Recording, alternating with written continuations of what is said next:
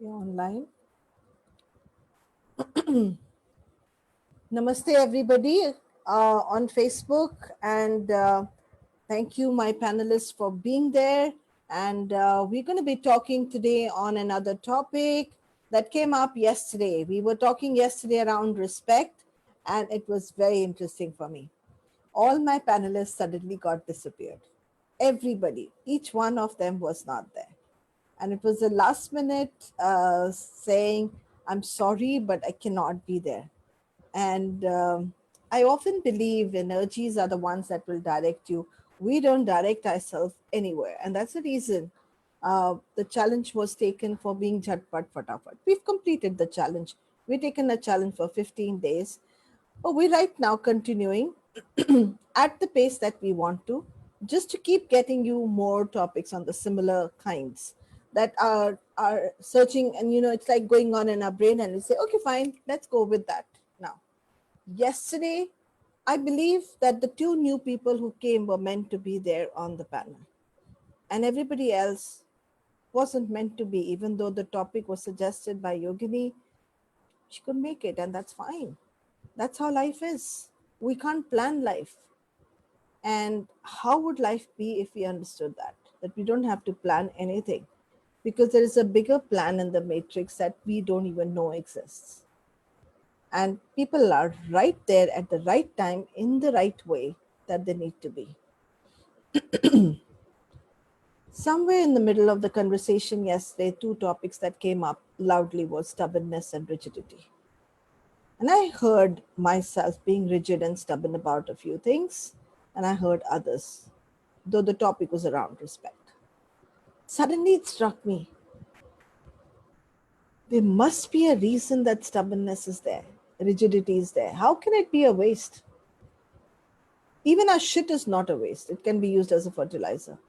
I mean, why are we making something small and making something big? And this is typical of us. Top, down, down is supposed to be all not okay, and top is supposed to be okay. And we get quite a rigid in our roles, in our identities, in our self-image, and many other things. What was discussed yesterday was more about the value systems that may be differing from the husband's family to the family that you come from, and what may be considered as normal in one family is considered as stubbornness in the other family. It's just that your whole grooming, the psychologists say that the first 6 years are the most formative years. I really have a suggestion for all the mother in laws out there. Get your children married when they were young, or adopt a child right then to get married to, because then that person who's coming to your life will be exactly the way you want your child to be. If you can't do that, stop making them something that they are not.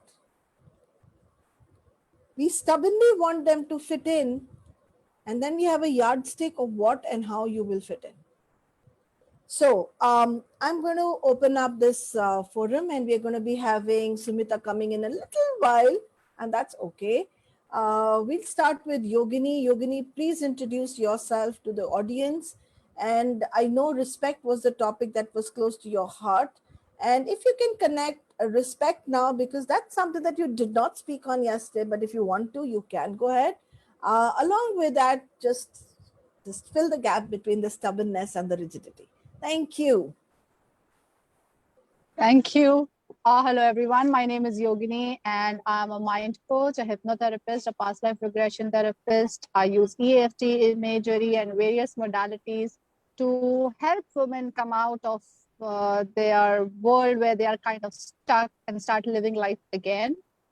And as Dr. Anu said, that respect was a topic that I thought of because respect has a different meaning for everyone. For me, respect means someone valuing my suggestions or someone valuing what I say. You know, when a person feels from the heart, if I have a problem, if I have a question, this person is genuine and would give me genuine advice.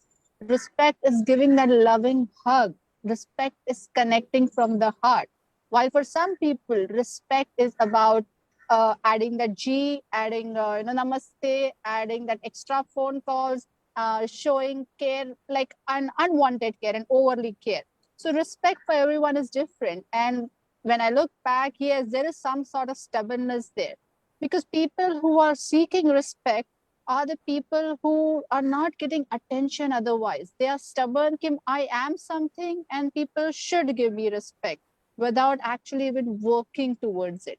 It takes effort to, get that respect, to reach that level. So that stubbornness of holding on to who I am and मैं हूँ, I am the king, even if you have lost the kingdom, that cannot work. A king will be valued even if the kingdom is lost, if he was a true king, if he really respected other people. So for me, stubbornness is an ego. Somewhere it becomes an ego. Okay, I want people to perceive me this way. I want people to do this. It starts from small things when the children are small and they're stubborn. कि मुझे यही चाहिए, मुझे यही चाहिए. They just have the stubbornness that I want this and this is how I want it. And sometimes parents give in, sometimes parents don't give in, and that's what makes a difference. You have to make the child understand you don't get everything the way you want, you have to earn it. If that is inculcated at a very younger age, I think that ego issue will not start, because then we understand that you need to earn whatever it be it respect, be it love, everything needs to be earned. It cannot just be taken. It's not something like you give money and you earn respect or you earn love. So that stubbornness of having all that will go away when we understand that everything is earned and it's your nature and your attitude that will determine it. Thank you so much, Yogini, for that. Let's go to Gopu sir.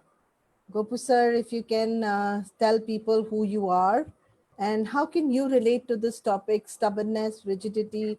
And yesterday we did speak about respect, if you want to add anything over there. Thank you. Hi, hi everyone. My name is Kopu Raman. I am a coach and a consultant and a mentor to a lot of people and companies and startups and founders of startups. So the So mic. basic, yeah. So can you hear me now? Yes. Yeah. So the topic of today being stubbornness and aligned with respect. So stubbornness is something very, With very, respect, it yeah, spoke about respect yesterday, and today we're going to be speaking about stubbornness and rigidity. And these topics came up yesterday, and I thought, well, there must be a reason that we get stubborn and rigid.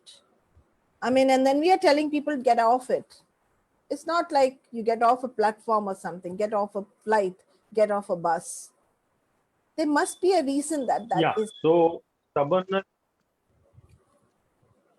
Yeah, so stubbornness is something which is very, very common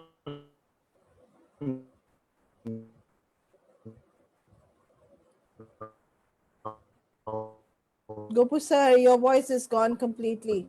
We couldn't hear anything. People have become. I'm sorry. Gopu sir की आवाज बिल्कुल चली गई थी. Hello, can you hear Yes, me now? yes, Okay, much. so stubbornness has now become very common these days because many people feel that they can get things done by being stubborn.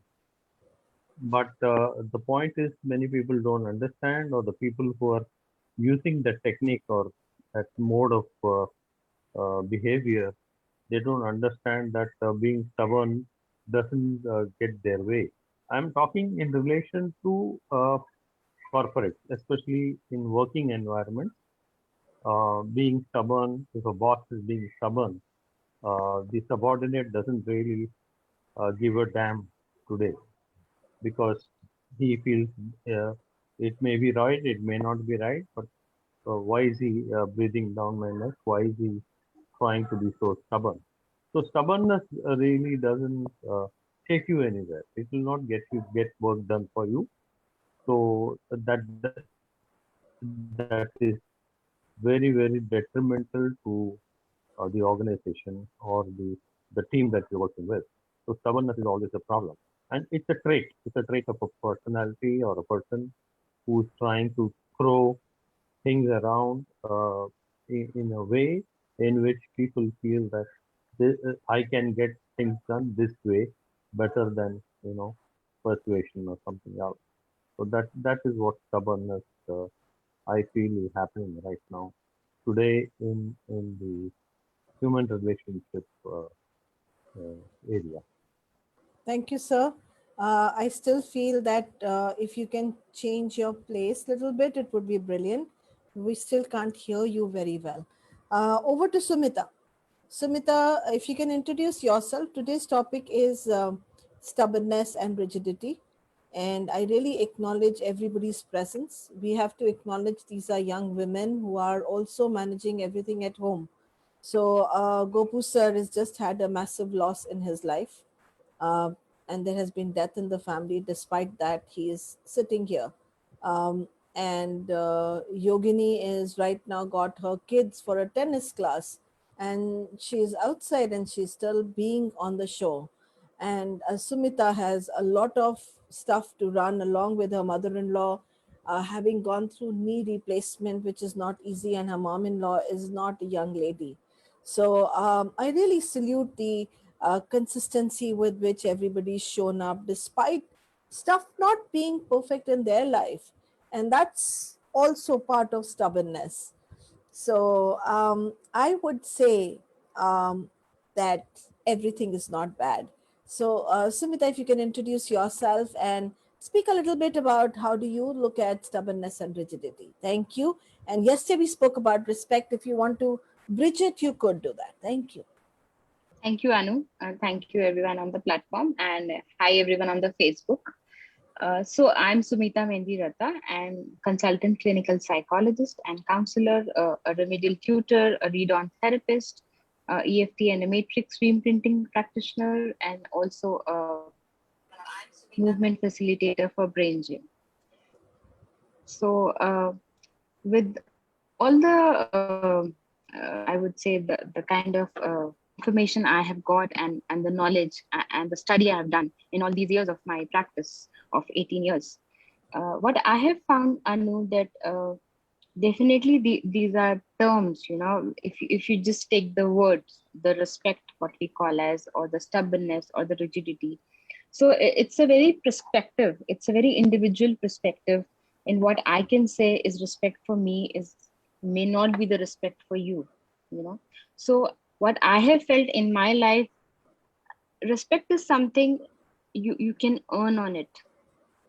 you know you can live definitely, and it is not something, it is not like a grant, take it for granted kind of a thing. Though in our culture, in our societies, we definitely expect some protocols to be followed. But I always feel that even from a child, when I'm telling my child to give me respect, at the same time I have to be doing something to get that respect. I believe in that. So I have given respect in my life to all those people whom I have found that they are, like, worth the respect. And it could be anybody. Anybody means anybody. It is not that the person has to be elder to me. The person has, so I can respect a child also. And we are supposed to do that technically, to everybody. So regarding the concept of today's talk, the stubbornness and the rigidity, I would say they are like two similar terms where they are used in a different perspective. So it's a behavior. We always connect children with uh, you know stubbornness. That's a very common word I have heard in my practice. When I talk to the parents, they say my child is very stubborn. He doesn't want to ride.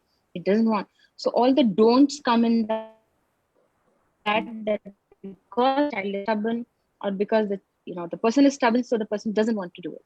At the same time, when I see the word rigidity, I connect it to in a term, I connect it to a word like something which is very hard. So I connect the word rigid to the muscles because I have been a pain patient myself, for a very long time. And I have found that if the day I'm very stubborn in my behavior, or I'm stuck on something, my muscles really get rigid about that thing that day. And I feel that if I become flexible, and I become like a free flowing thing, I can connect that to my muscles being relaxed.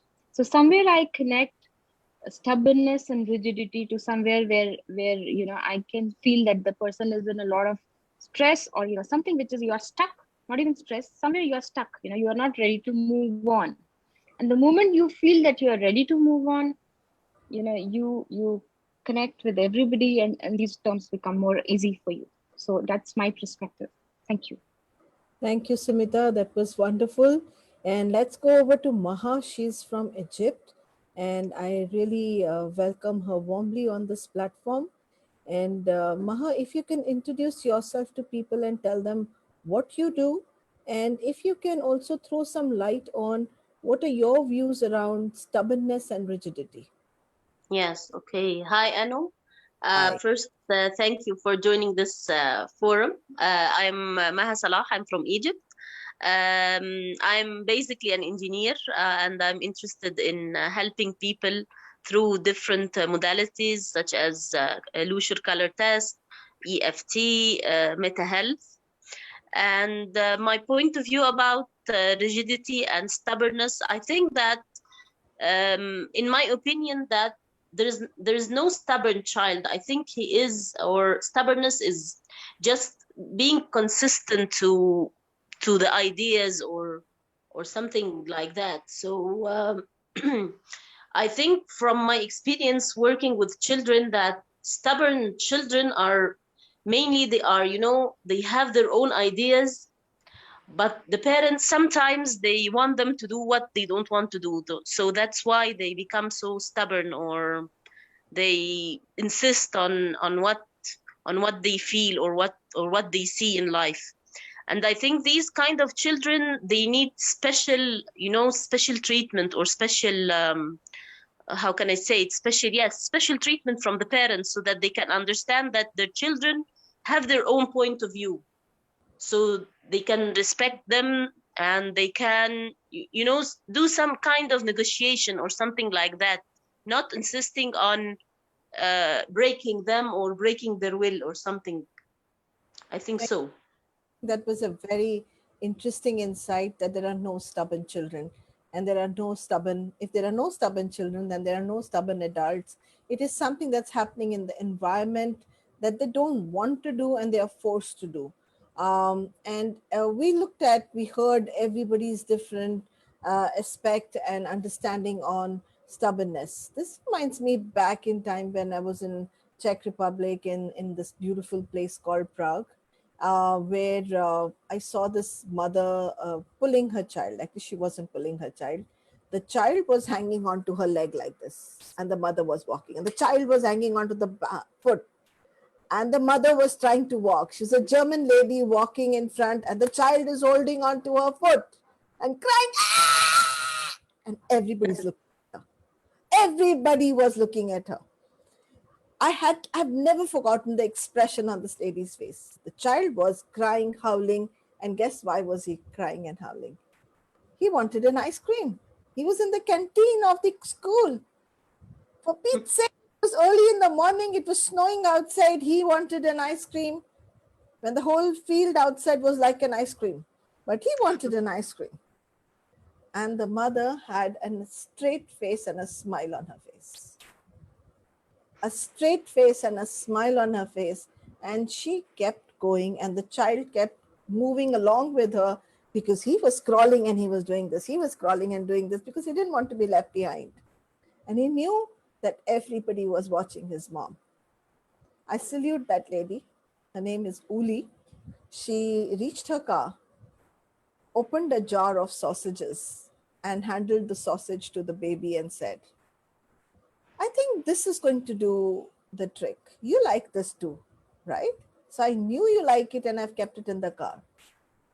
Sweetheart, I love you, but what you did right now is not fine with me."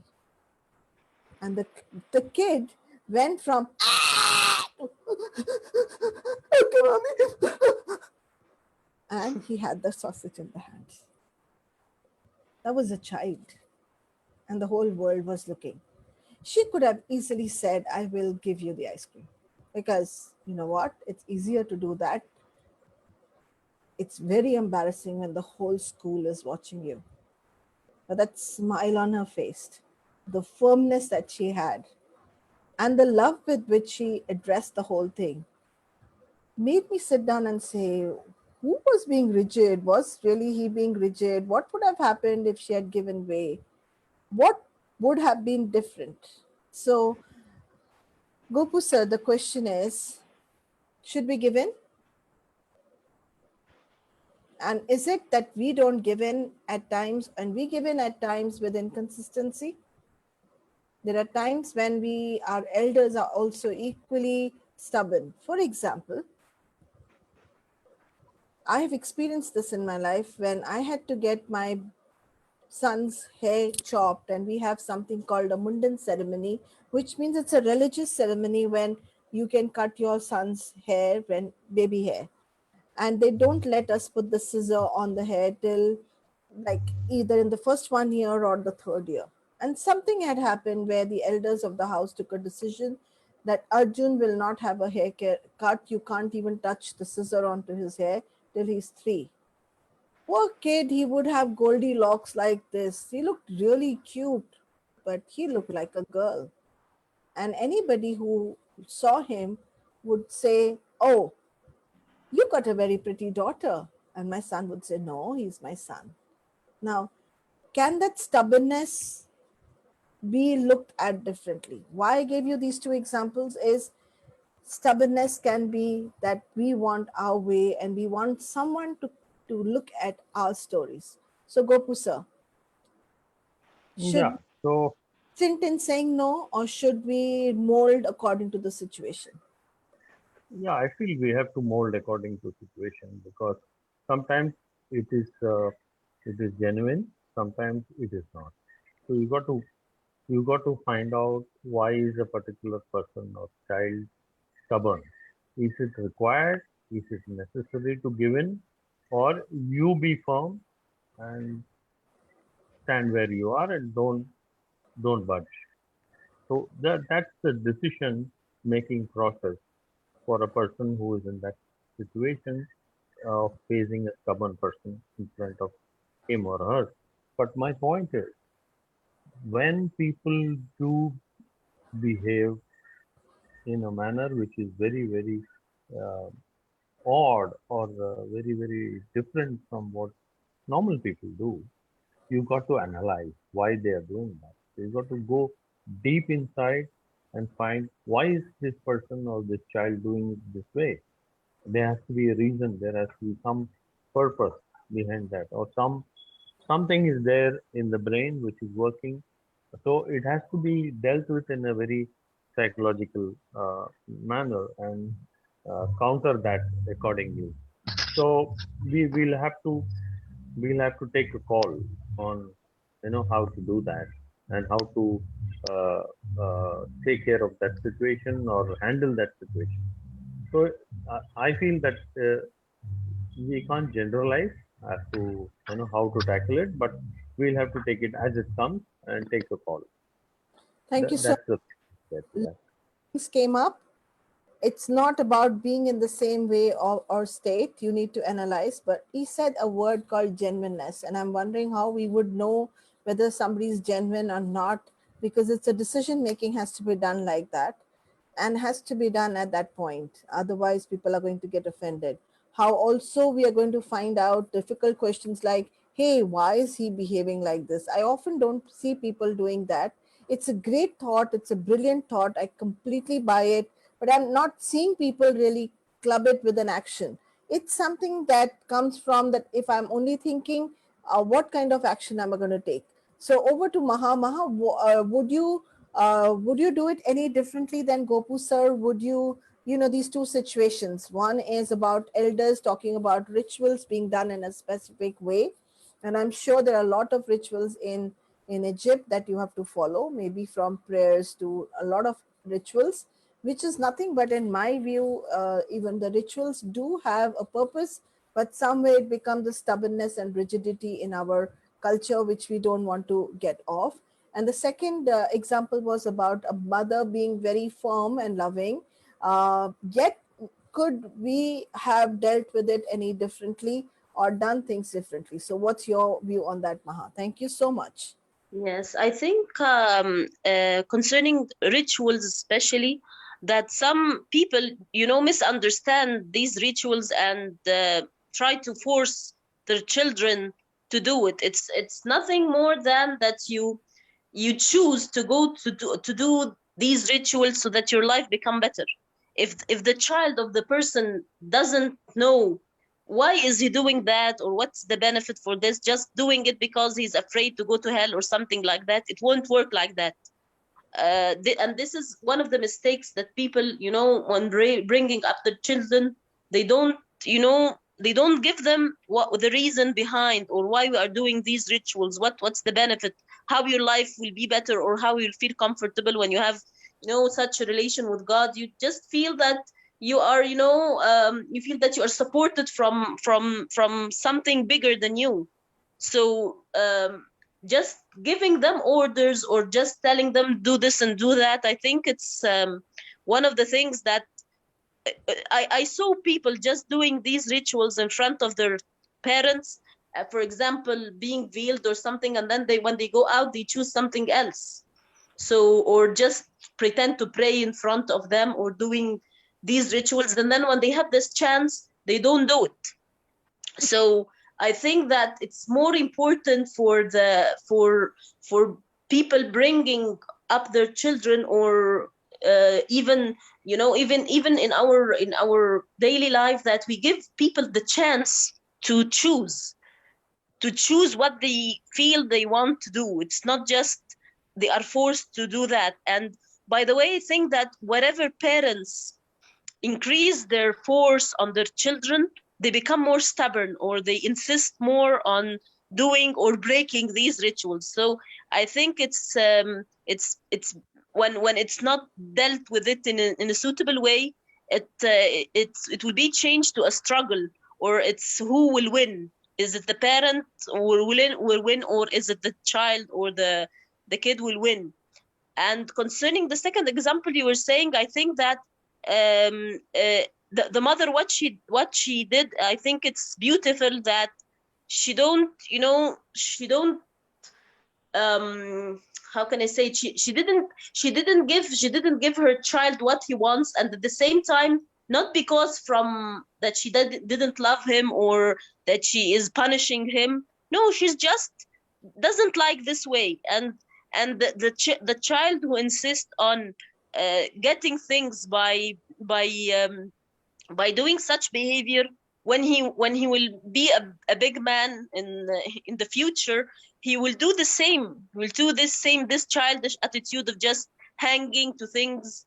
And I saw people doing that because they are used that their mother, wherever he is, he is doing this behavior, the mother give him what gives him what he wants. So this will not teach him anything. He'll teach him that you are you have this magic stick, whatever you want you will find. And this is not really the real life. In real life, we don't, our wishes sometimes don't come, or we don't fulfill them. So what will the mother do if this child is brought up on this idea that he is the owner of the world, or his wishes should be fulfilled all the time? He'll not be responsible simply, and he will not, she is giving him a fake image about the world, that as if he just ask and you will get, and he will not be able to face challenges, or to face when he feel frustrated that he didn't get something. So she could be loving, and at the same time not making it a struggle. It's not a struggle who will win. Is it the mother will win sometimes, or it's the kid will win? It's not a struggle.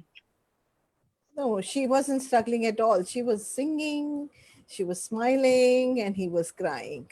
She was still singing, and he was crying. She was smiling broader than everybody was looking at her, and she looked back, acknowledged everybody, smiled at them. And when the child looked up through his, she was still smiling. So I Yes. don't think the child would have felt, but I was like, oh my God, I don't know whether I can do that. Wonderful, Maha. I mean, I love the way she says that, look if he hangs on, if she had given in on that day, maybe she would have created a monster out of him who would have hung on to maybe his girlfriend, his wife, and asked the same, thrown the same temper tantrum to get what he wanted. It's not about not giving people what they want, but it's about the way that it was asked, that wasn't respect in any whichever way. And she has to teach the child a number of things in the same episode. Okay, so let's go over to Yogini. The rituals.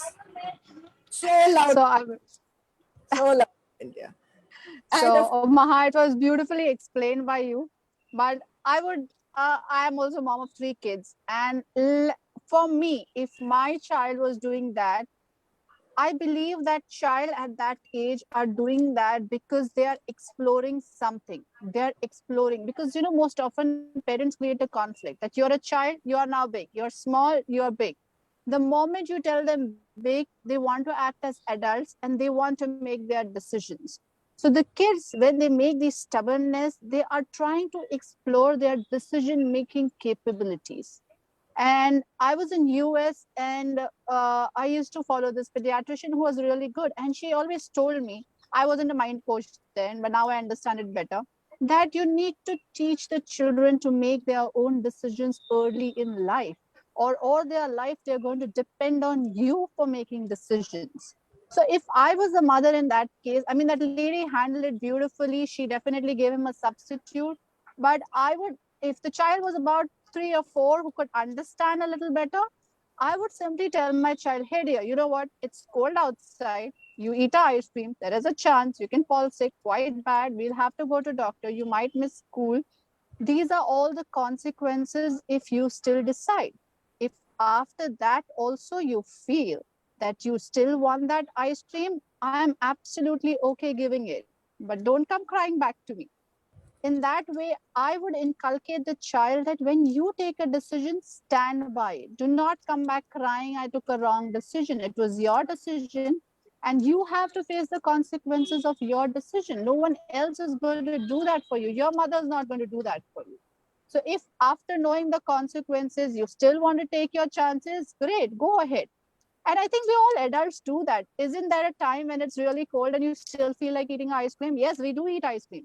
You might hit it, eat it from the fridge without telling your children. But we do it. Is it that we don't do it? We know we don't have to eat that much of cake, but we do eat it, right? Because you felt like doing that.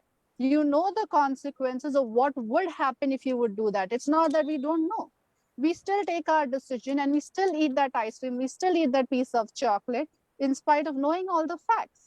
That's our decision. So why cannot a child do that? Because he is observing us. He is observing what the parents are doing. He is observing that the parents are also making decisions. So now my parents tell me I'm grown up and they still don't give me the choice to make decision. So yes, what she did was right, but it could be handled in a way of giving choices. She did give the choices, but I would probably not wait to go to the car. I would give the choice right there. Hey, you know what? You can eat ice cream right now, or we can go home and have hot chocolate with marshmallows. What do you want to choose? That's totally my view, because decision making is a big factor, and we want to teach these children or young ones that when you make a decision, stick by it and be ready for the consequences. That might make a better world, I believe, because okay, we all keep blaming. Everyone's blaming everyone. You said this, so I did this. And you blaming is a common thing that goes around in every society. You blame your girlfriend, mother, father. Everyone is blamed all their life. Nobody wants to take action, agree that it is my fault somewhere. Nobody agrees to their faults. okay. And what about the rituals? Rituals, these people are stubborn to change is because there is a certain way and the belief system that's come into them. So when you talked about Mundan, yes, we do have the ritual of Mundan. I did not have a Mundan, and I was very stubborn. I was stubborn, and I said my kids won't have a Mundan because they had beautiful hair. Okay, and my husband's family tried to convince me, Mundan to hamare mein hota hai, you have to do it. It's a ritual. I said, you give me a scientific reasoning why to do the Mundan, I will agree to it. So they told, oh, the first hair is poison. I said, see, I have this hair, it's not poison. Oh, usme, you get lice in the first hair. I said, I have the first hair, there is no lice in my first hair. People can do black magic on your first hair. I said, seriously, I'm still fine here and I'm absolutely fine, nothing. You give me a scientific reason, what, forget my child, मैं भी मुंडन करा लूंगी, I will also go for a mundan. But you give me a scientific reasoning. Just because someone did it many years ago, probably that baby had lice or probably some other problem or probably some skin eczema. We don't know where it all started. A belief system that started so long ago has been continuing and we still believe in it. You give me scientific logic, I will believe in it. And I think now, as we are growing older, I think the question of why, I mean, my kids are definitely inquisitive. हर चीज में why, but why? And at that point, if you explain to the child in a very scientific, logical manner, why? Diwali pe diye kyun jalate hai? Why? Why? When you answer them, they will follow the rituals. Like Maha rightly said, rituals without a reasoning is not going to work with the next generation. They need a reasoning to follow or believe in something because they are learning science, they are exploring their curiosity. When you give the right reasons, they will follow and believe and they will stick on to it.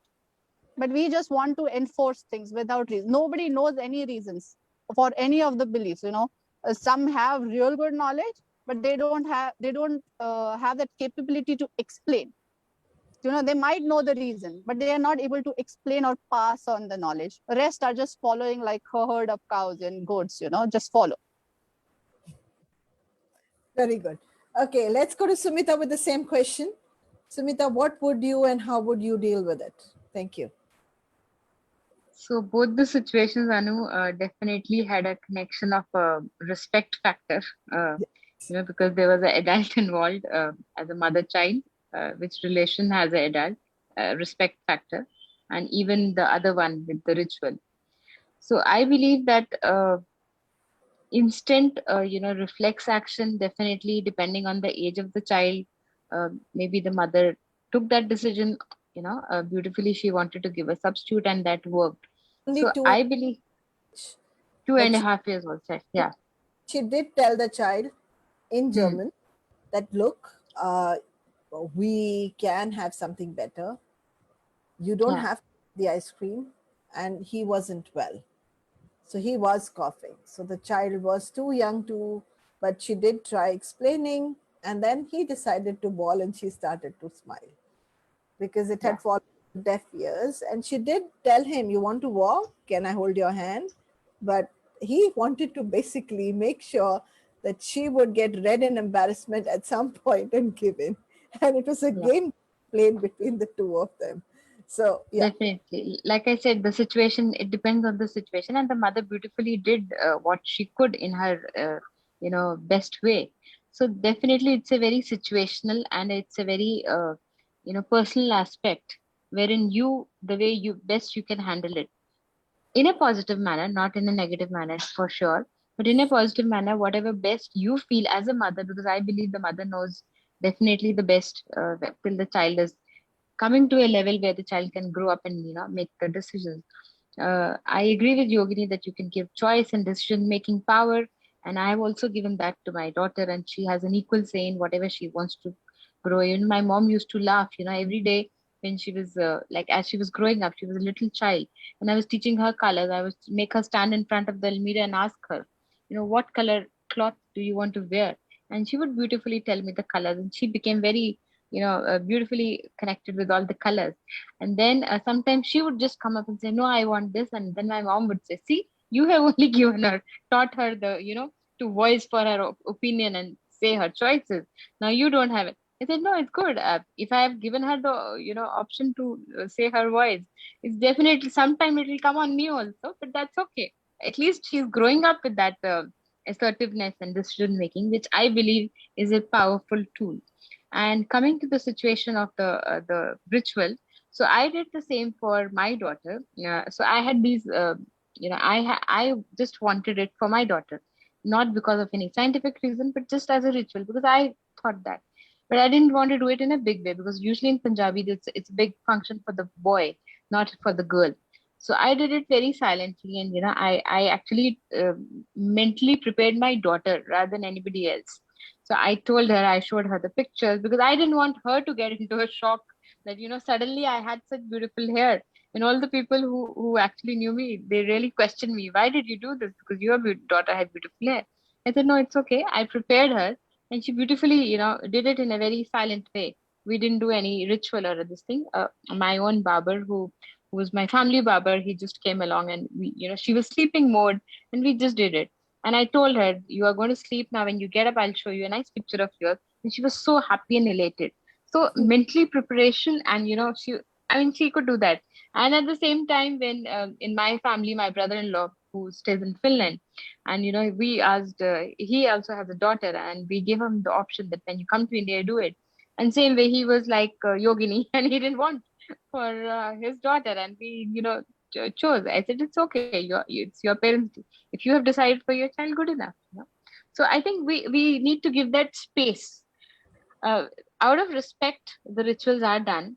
Out of respect, somewhere we become stubborn. But in both cases, where we give some spacing, where where the other person, because it's always between two people. So be it a child or an adult, if you give that space, and somewhere communication can happen, so the respect obviously grows up, I would say. Thank you, Sumita. You've tickled me to ask the next question.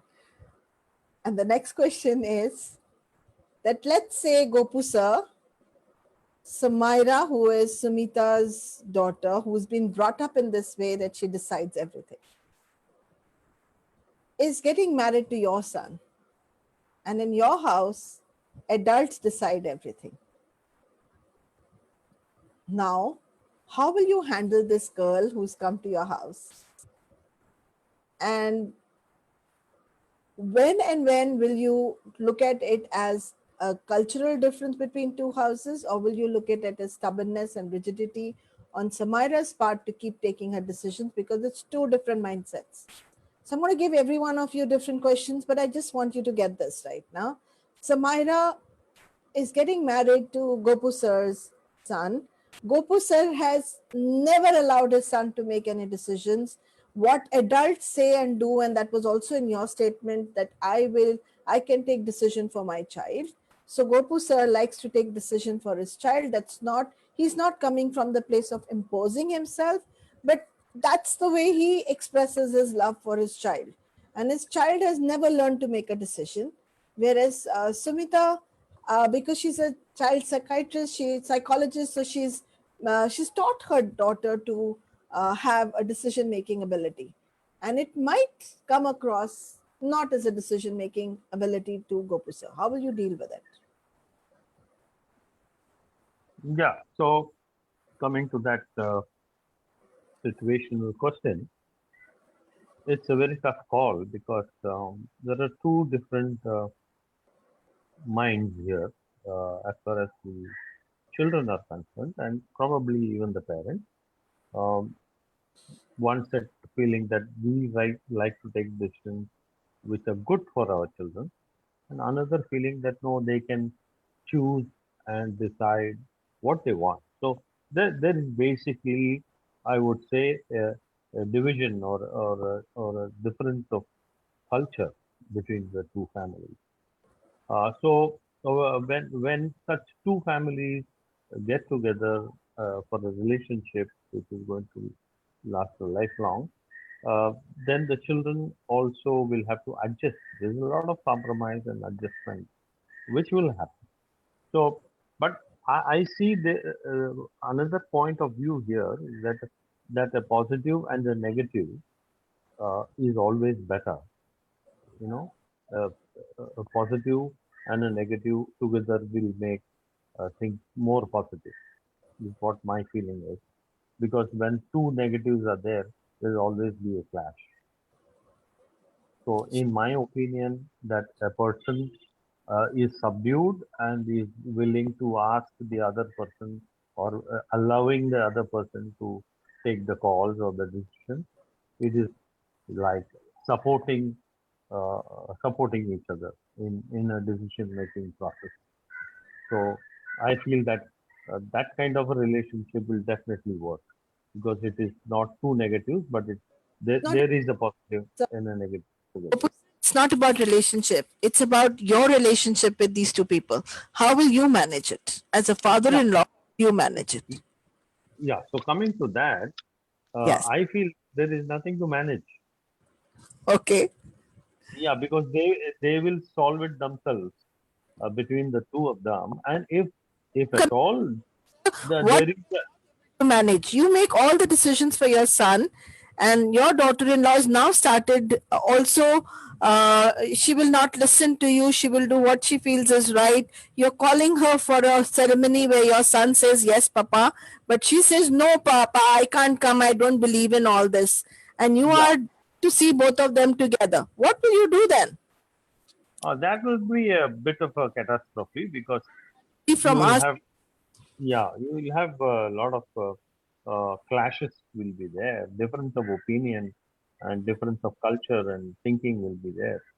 thank you. So we will have to adjust and uh, go along. She or you? Both. There could be situations where I will have to give in. There would be situations where she will have to give in. So it has to be taken as it comes.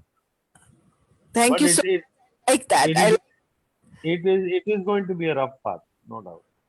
Thank you. And that's quite a different from when we started. He said there's nothing to work on. Everything is fine. We can talk in abstract. I don't want an abstract talk. I want to know what you would do in that situation because that's what we are all about. So Yogini, coming to a situation. Before that, Dr. Gopu sir, one question. Pehli Diwali hai. Okay, they just got married. It's the first Diwali. The girl says, "It's my first Diwali. I want my husband to go to my parents' house." You say, "No, it's your first Diwali. You stay in our house." What are you going to do? And this is a common problem. I think all Indians face this. Why is a Yeah. girl not? Why can't the husband go to the girl's house? Why? And this Of course. contradiction is going to come up in future with the next generation. Yeah, it is going to. It is going to. Be Because there. there is cross culture. There is a lot of cross culture involved. So the people from two different Yeah. cultures have to adjust and compromise. Otherwise, it's not going to work out. You will have to give in somewhere or the other. You can't say my way or the highway all the time. It's not Yeah, going to work. lot of words like gentleness, adjustment, like compromise, and I've always looked at these words and had a little bit of a Hmm. okay, means there is a trouble. Okay, let's go to Yogini. Okay. Your daughter, one who makes decisions like Sumita's daughter, and now Samira and your daughter have both become best pals. There's a situation, Perfect. both of them like for themselves, and their moms are very understanding. But now, Yogini, your daughter says, "Mummy, I want to go for the school prom," and she's already Your voice cracking. I can't hear you. she says, "I want to go for the dance, which is happening, and everybody." I don't And know. Your voice is cracking. Is it cracking for everyone? is it cracking for everyone? No, it's cracking for you. Okay, so maybe this is going to be for you to have. Okay, let me move a little ahead. Go ahead now. Okay, Okay, sorry. Again. be sorry. I answer already, but let's go. Let's say Samaya and you, both of them are very strong-minded women, and both of them have been brought up by mothers who believe in decision making. Your Right. prop which is happening in the school, and there's going to be for the first time wine being distributed, and they're going to be boys and they're going to be dancing around, and there could be stuff that could happen. And your daughter, and since you are from the kind, have decided that jo hoga dekha jayega, whatever happens is fine. I allow my daughter to make her decisions, and I'm sure she'll make great decisions. Sumita's daughter Samira is also in the same place, and both of them are best friends. Now, both of them choose the same guy, and they both like the same guy because they both have made the same decision. How are you mothers going to help these daughters because both can't have the same thing? even though both of them have decided on, and it might come out as stubbornness at that point. So this is to both Sumita and Yogini. How will you? So over to Yogini. How will you manage? So I think it's an easy choice. I think let the guy decide. It will be easier. Let them both pursue. Both of them have the right to pursue. Both of them have the right to go and try their ways on the guy. Let the guy decide. So I think I would always tell her, dear, you are free to go and take your choices. You are free to take your pick. You cannot force yourself on someone. If he likes you, great. If he doesn't like you, he likes Samira, then let that be. Because you can't force yourself to someone, and whoever is written for you in the destiny is going to come to you eventually. It doesn't have to be this guy. First thing, if you have to make decisions, you can't make decision on one guy. You have to choose, see everything and make a decision. तो पहले तो बेटा 4-5 और लड़के देख लो. Go see a few more guys, then decide. How can you decide this is the right one? Okay. What about you, Sumita? Yes, I was about to tell the same thing कि बेटा एक ही लड़का नहीं है दुनिया में. So there are a lot many more guys. So you can People. yes. So But you can have what if Sumita, she's made up her mind? yeah. Mommy, So same. I want this only in my life, or this boy only, and Yogini's Tina is creating a problem. And I hate Yeah. Tina now because she's constantly coming in between me and him. He looked at Yeah. me and smiled at me, and I know he likes me, Mummy. I know that Tina is creating all the problem. Don't listen to her mother. Yes. What So are you I going to do? would say I would make 3 of them sit together, and because they are adults and they can communicate. So I would be in that conversation, but definitely I'm going to make each one of them, talk about it, because it's just not, because that's a decision of companionship, which cannot be just by one person. It is not a thing that I can, take her to the market and maybe I'll say, I can get you this, because it's a matter of life and companionship. So if somewhere she is stubborn on her choice, she needs to know that what is her choice, and she needs to act upon that. So I think that much Very awareness. Yeah, I think Sumita and I would probably tell them, beta, girl power, and the girlfriends are better than boyfriends. So stick to your friendship, leave the guy alone.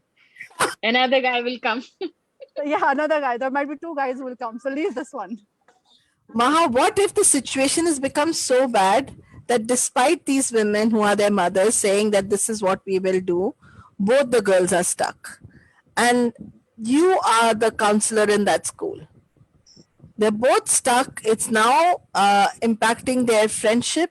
It's not only impacting their friendship, but is also impacting their confidence. They feel not good enough. Moms are saying what they have to say, and they seem to be navigating them. But it feels to them, because now they're 16 or 17. Why are moms even interfering? Like, even that much of talk that they're not 8 anymore, they're like 15, 16. So what's that about? Why are they even talking? Why are they even saying things that they have to say? For me, at this age, there is no other man on this earth. He's the only one. I feel like this with, he's my soulmate, he's everything for me, I cannot live without him. And now both these girls are brought to you. What is it that you will do with both the girls? Thank you, Maha. Yes, I think that I will work on the idea of clinging. That first, that they should, work on themselves, that they don't cling to him or to any other thing, because clinging, it's not going to go we're not going to go anyway. What if this guy, for example, left them or did anything or struggle with them? So I think I'm not going to tackle the problem directly. I will just work on them so that they can understand how they can the idea of clinging to something or clinging to a person is not useful for their balance. So they are not, in this case, they are not balanced in emotionally, they are not balanced. So I think I will work on them so that they can understand more about life and about that clinging is not going to do anything good for them first. And then when I think that when she's able to understand this idea, I think things will go better. Things will go better. I will leave things to to go whatever, but I will train her how to be more balanced with herself, because life, if we cling to things, it's not going to do any good. Thank So you. that, yeah. So beautifully explained. Like, it's got nothing to do with these two men. It's got to do probably with another issue that's going on. Maybe the need to cling to something, and because, or need to, maybe there's some other need going on there which we need to address. What if, Gopu sir, you are the man between the two women, and now you cannot decide who to be with because both are so amazing, both are so gorgeous, and you know what, you could be with both of them, but the culture, the custom, the rituals are now coming in between. If you had your way, you would have both of them, more the merrier. Why should you only choose one and not both of them? And you know that the rituals are coming in as stubbornness over there, rigidity over there, because there is a culture that you belong to, and you being the way you are told that you have to be only one man and one woman combination, nothing else is ever going to work. You're obviously in India and that doesn't work. So how are you going to deal with it? But you know, you really like both of them. Yeah, it's going to be a tough call, because if you were to judge the relationship between both the people, you will try to put points, who will score more, and then try and see, who is better, whether it is this So what girl or this girl. is So better? there's a rating system. Yeah, I get that, but what if one takes care of your emotional, creates an emotional balance for you, and the other one brings joy in your life? With one, you can sit down and talk anything on this planet Earth, and she's now become your best friend. You can't do without her. And the other one is the one with whom you can sit down, have your daru, maybe have a ciggy, maybe have jump around, maybe roam around, and they really together complete you. What happens then? Yeah, then it's a very, very difficult situation. Live with both Sorry, what was that? the rules and live with both. No, but if the rules of the game don't permit it, then it's not possible. Otherwise, you'll have to, if it is permissible by the society and the laws of the country and all that, then more clear. But the point is, ultimately, for a person, what satisfies your inner self, what satisfies, or what gives you maximum satisfaction, you would go by that relationship. That India is full of one inside the house, one outside the house, one which is official and one who is not. Yeah, And Garwali type. Yes, I agree. Movies are made on Garwali, Baharwali. Now, we laugh over these things, but you said something really meaningful. If it was permitted, if our society wasn't rigid about it, if that rule wasn't made, then I would think differently. And that brings us back. We think we are not rigid. We think we are not following rituals. Really? And if we are following rituals, we are following a structure, a plan, then why are we saying it's bad? Either we accept it and make it part of our life, or we call it bad and bury it forever. Nobody wants to change these rituals. Nobody wants to move. Talking big is very big, but we don't really take those actions to do anything. So I really want to find out from my panelists right now, is stubbornness and rituals and rigidity good or bad? Where do you put it? And depending on how you put it, you perceive your life would be different from there. So go over to Gopu sir. Gopu sir, is rigidity and stubbornness, or rituals which bring stubbornness, which bring a structure, or the rules that bring in structure, stubbornness, or school structures. These are all stubborn ways of being. This is fixed way of being, and fixed way of being means stubbornness. If they're so bad, why are we following them? And if they're so good, why are we calling them bad? And why are we not doing away with them? Over to Gopu sir. See, rigidity is something which is in which is created by human beings. The situation or how you will behave in a particular situation, these are all created by human minds. We are not living in a free world, according to me. We are living in a shell, in a kind of a cocooned environment. That's Mindset. what it is. So we are controlled by people around us. We are also controlled by different things in this world. So it is going to be a very difficult situation to break a rigidity or a stubbornness or a particular way of behavior. It's going to be difficult. But at the same time, the human race, uh, we will try to do it. And take it from me, 100 years from now, things will be so different from what it is today that it will be a free world totally. You can do whatever you want. You can of course there will be the country's laws. You have to abide by the laws of the country, but there will be free will to do what you want. That will happen. You're moving towards that. That, I mean, it's like saying I have to take a rebirth because I'm sure I'm not going to live for 100 years, and I don't know whether I will live life again or not. Mm. Like Gopu sir, what you're saying, that it's not going to happen right now. It's something that might happen 100 years, 200 years, 600 years. We don't know when. Why can't we create that free will right now is another question that we will look at later. But right now, over to Sumita with the same question. Either we stop all the rules and not call it rigidity and call them differently, or why are we so selective? We follow half the things, we don't follow half the things, we suppress, we're all over the place, we're all fluffed up. We like to criticize everything. We create a structure, we don't want to deal with it. So what is that all about?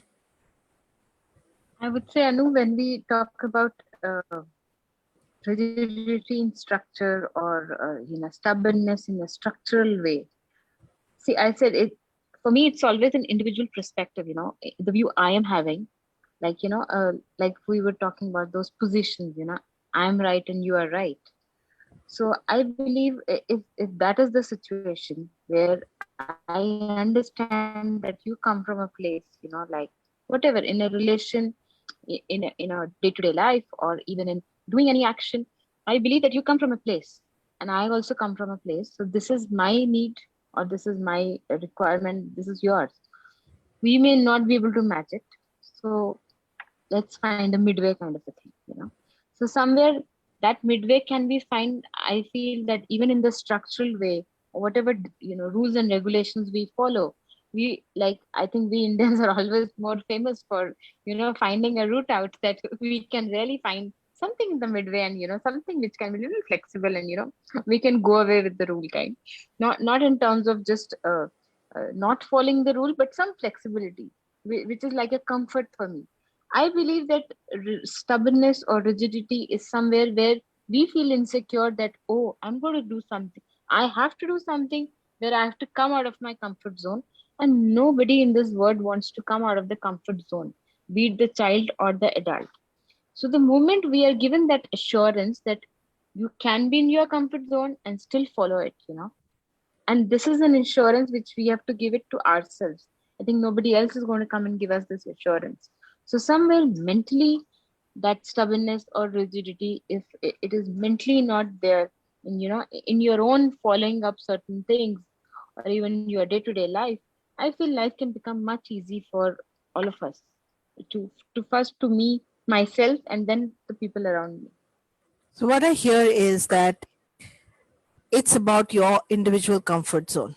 And I completely agree with you. And sometimes we like to be in our comfort zone. And what stubborn people are making us do is get out of our comfort zone.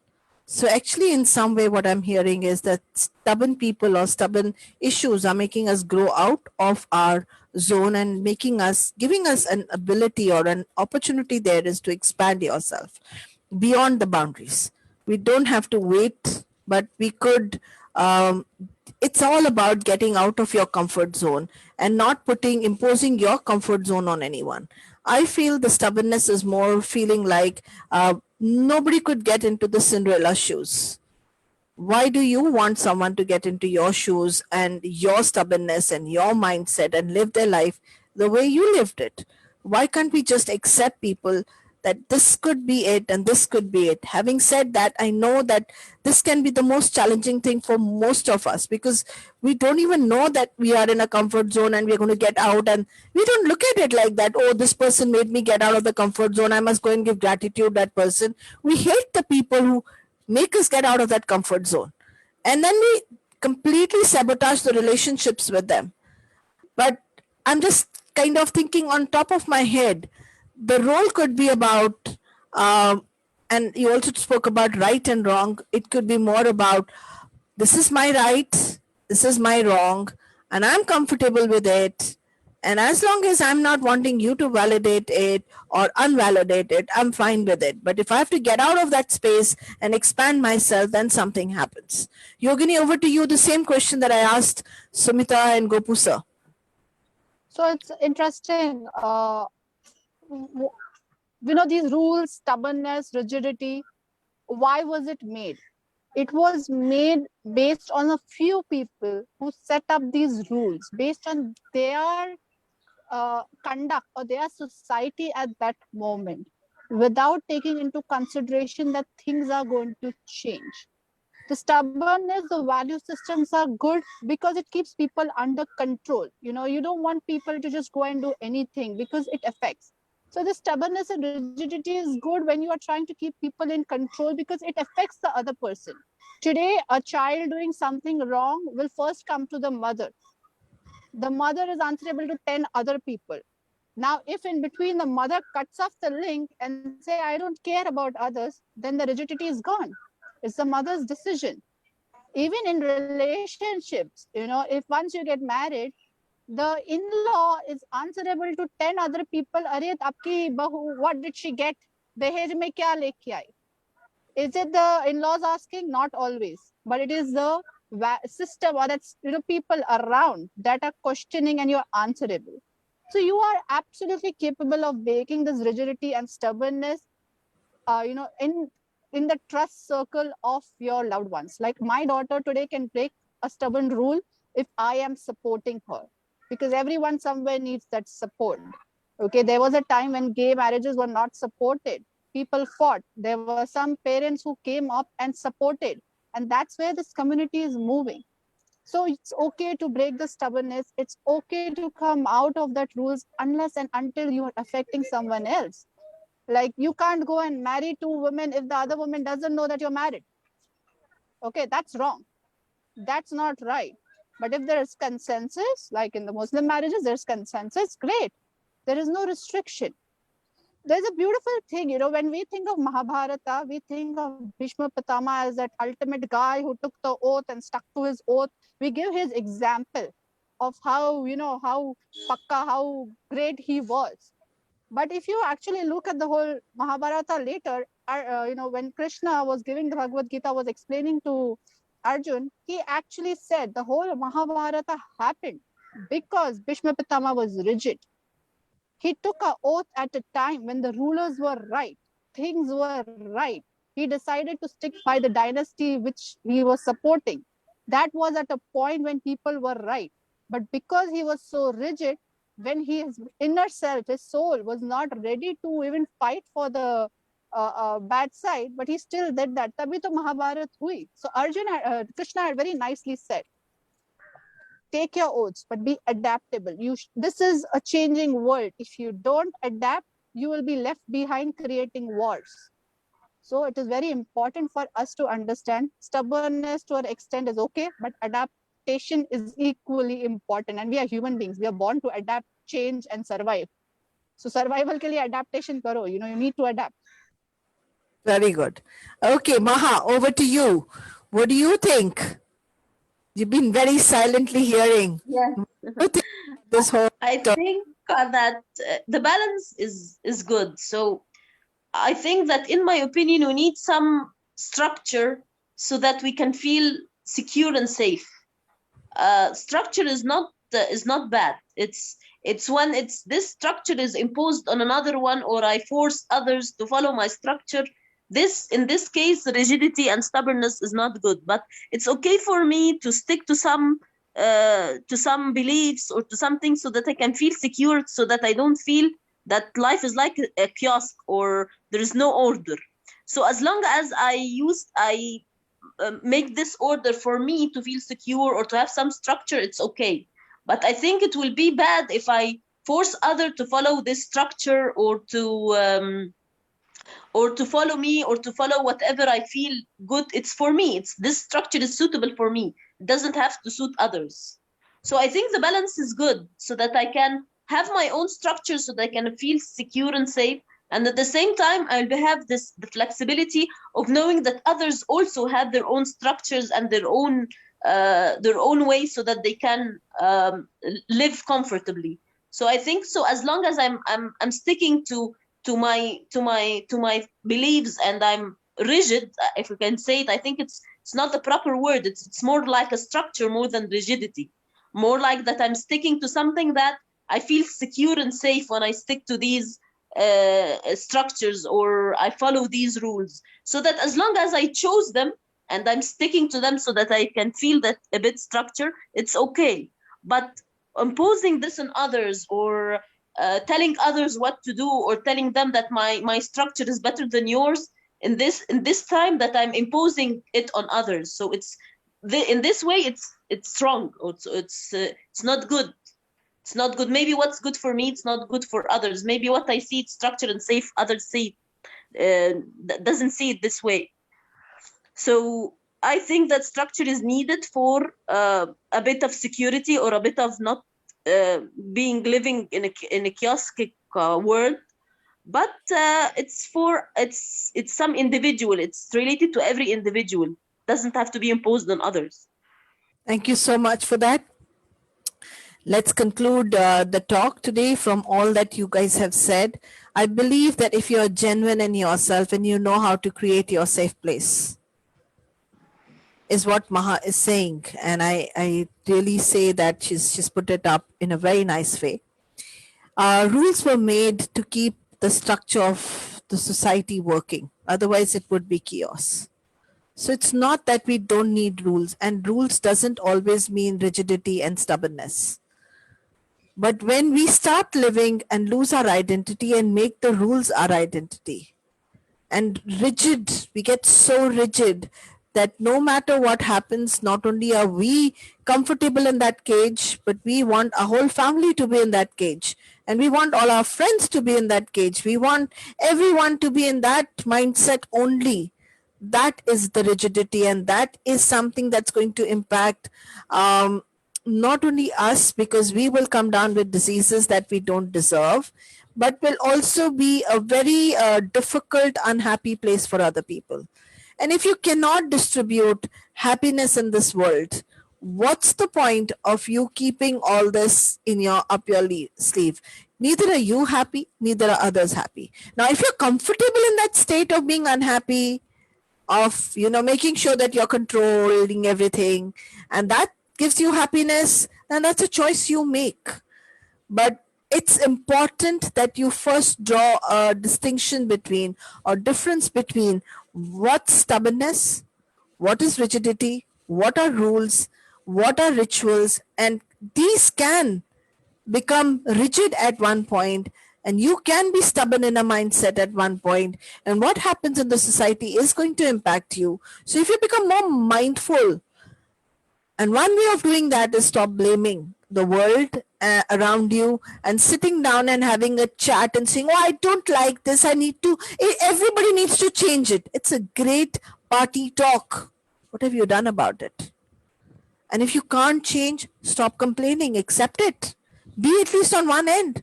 You can't be on two different places and talk about it big. mostly I find people talking big, doing very little. And that's why I wanted people to speak from their experiences. And I'm so lucky over here to have a panelist who speak from their heart. None of us were prepared for this topic. We didn't know what questions were going to come. And that's what is important. If I gave you the question, you'll rehearse, you will think.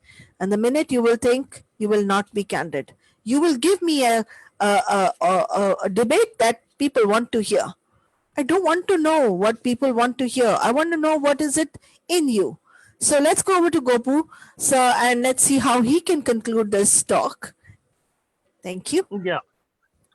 So, Anu, very well summed up by you. I would say that after listening to all the panelists, that we have to live with rigidity and stubbornness and rules of the law and the game side by side.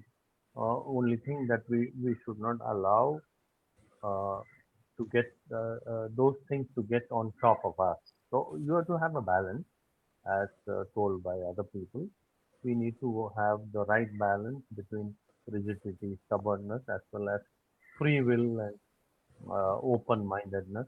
So that's my conclusion, that we need to have a proper balance and juggle our lives accordingly with the circumstances that we are put into by various people.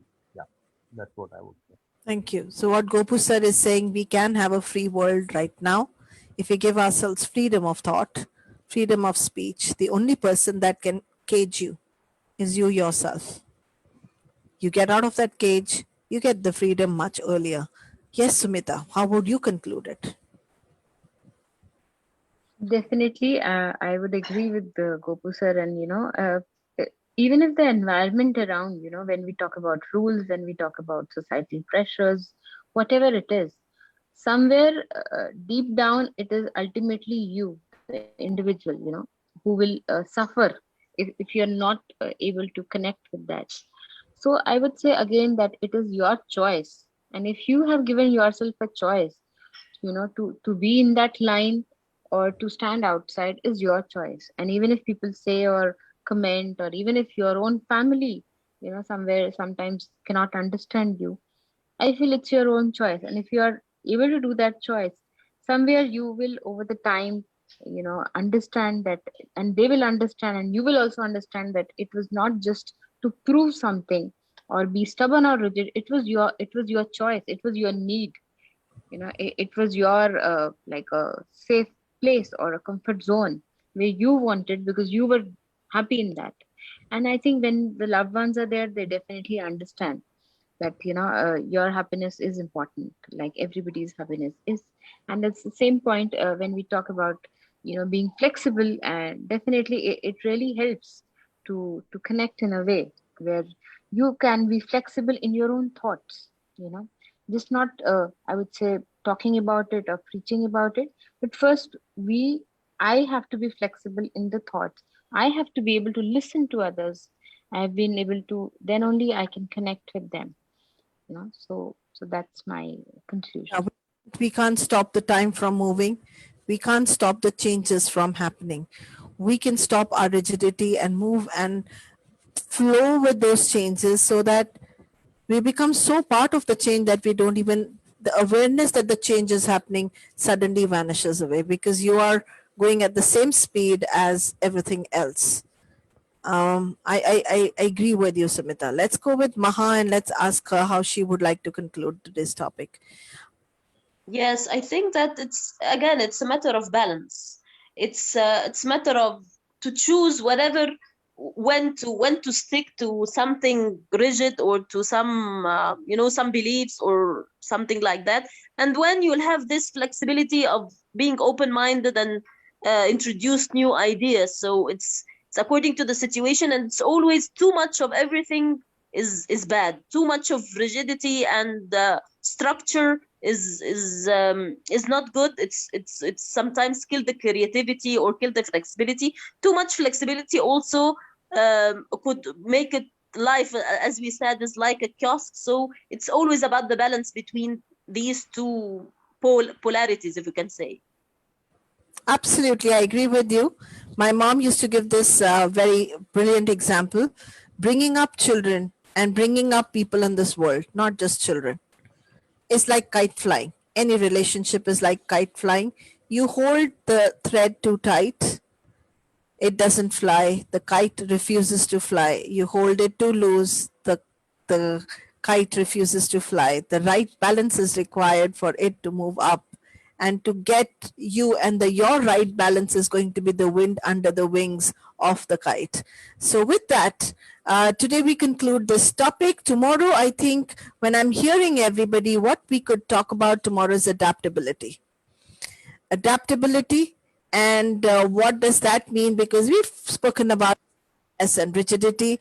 I think the next thing that should come is how do we create that adaptability that we are talking about, and create the free world, and create that happiness, and not wait for 100 years to come by and then sit down and scratch, because you and I are not going to be here for 100 years.